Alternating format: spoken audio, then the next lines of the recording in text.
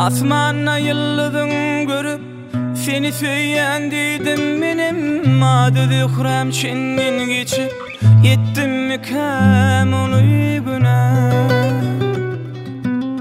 Yürekte arman kalmasın, yalancıdır panı dünya. Şu mukamın diri durup bağışı zikri kıydı süyen. Zikri can yanım benim, ağlamalı ikimizin. Baktın yitirdin mi seni, baktın biri sen Allah. Zikri can yanım benim, ağlamalı ikimizin. Saralar yolunsa gülüm, baktın biri sen Allah.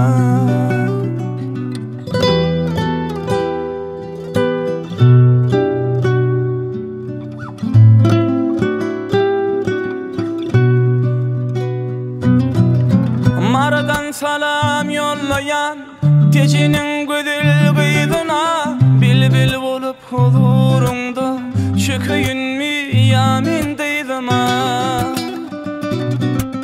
İlki hemin mayıl buldum, zikrem zarin omadına. Min var yardan yanım deyip cebir düzme gün özüme.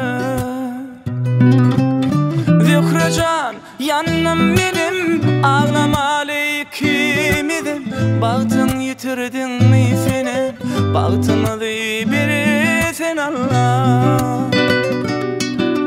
Zikri can yanım benim, ağlamalı ikimizin. Saralar yolunsa gülüm, baktın biri sen Allah.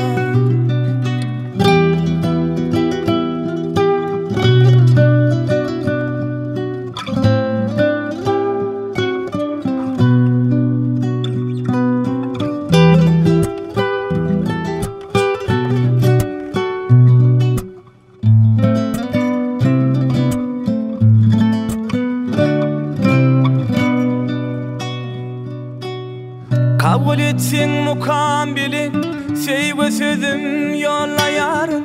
Bilbildi ovadın geçtip, zikrem onu ağla yarın. Bol ya gülüm hoş kalinli, gaygı sözüm sonla yarın. Karaşan ve cevabına, yıkma gönlümün ağların. Zikri can yanım benim, ağlamalı ikimizin. Baktın yitirdin mi senin, baktın biri sen Allah. Zikri can yanım benim, ağlamalı ikimizin. Saralar yolunsa gülüm, baktın biri sen Allah. Baktın biri sen Allah.